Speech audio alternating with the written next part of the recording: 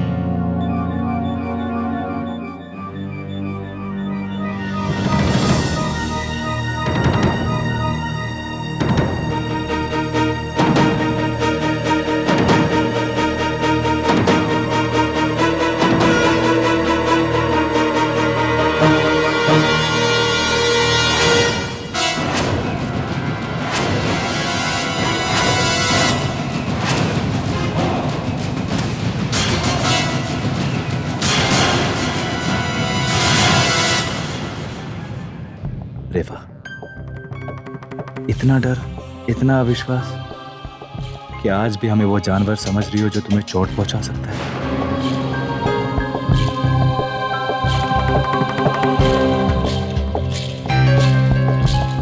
कितनी तकलीफ, कितना दर्द होगा तुम्हारे अंदर, इस बात का शायद अंदाजा भी नहीं लगाया जा सकता।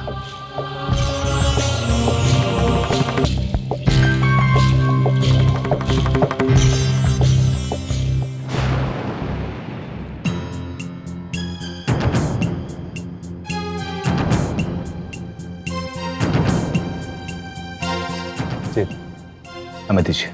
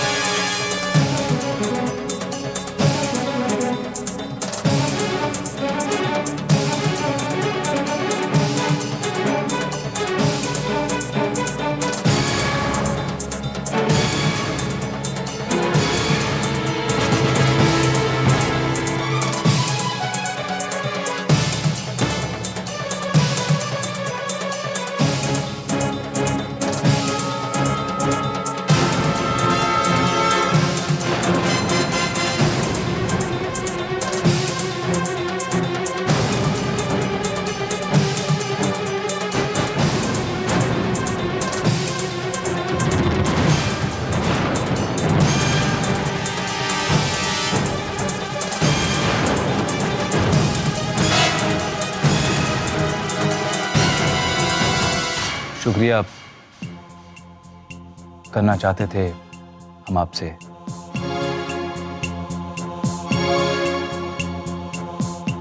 शरद बहुत नफरत लेके आया था हमारे लिए, और जिस तरीके से आपने समझाया उसे, हम आपके बहुत आभारी रहेंगे। सच कहें तो हमें बहुत अच्छा लगा जो आपने। इतना सब होने के बाद भी आपने सोच भी कैसे लिया कि हमने शरद भैया से जो कुछ भी कहा वो आपका मान सम्मान बचाने के लिए कहा?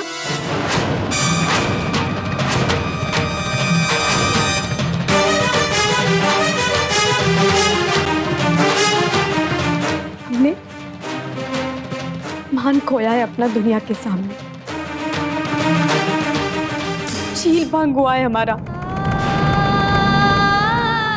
कुछ नहीं बचा है हमारे पास।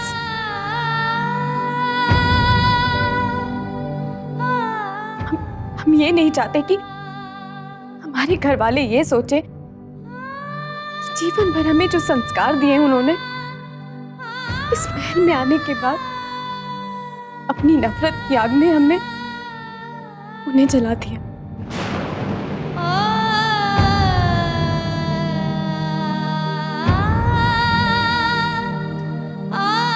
इसीलिए हमने शरद भैया को अपनी बात सच सच बता दी। आप ये मत सोचिएगा कि हमने आप पर दया की है, दया की, दया की।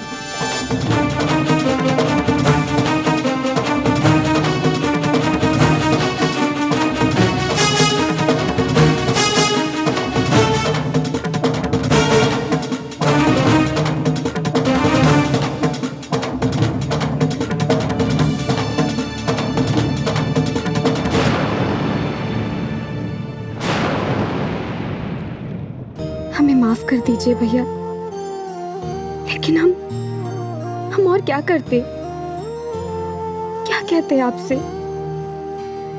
जानते हैं आप अब बहुत नाराज होकर गए हमसे। बस अब ईश्वर से यही प्रार्थना है कि आप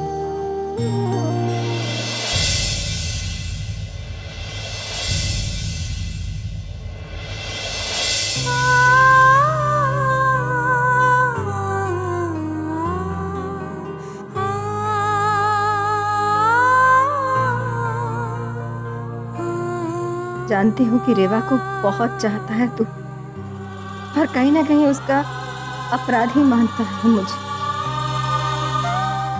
कैसे समझाऊं तुझे? माँ हूं मैं उसकी भी। माँ की ममता पर शक मत कर शरद। माँ तो अपने बच्चों की एक हंसी के लिए जीवन भर रोने का श्राप अपने सर ले सकती है। फिर क्यों हम रेवा का बुरा चाहेंगे?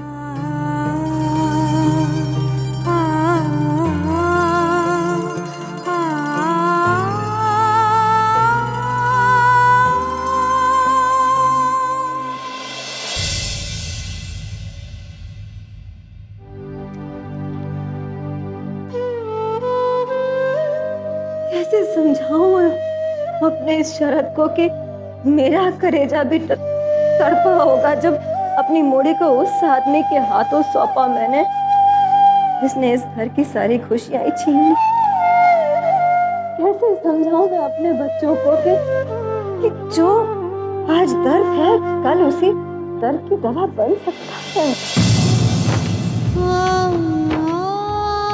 कमजोर हो गई हूं मैं, बिखर जाऊंगी। इसने सहारा नहीं दिया तो ऐसे ही रूठा रहा मुझसे तो टूट जाऊंगी मैं। इसके बाबा तो अपने दुख में इतने कमजोर हो गए कि मूर्तियां बनाने तक के लिए हाथ नहीं उठा पाते।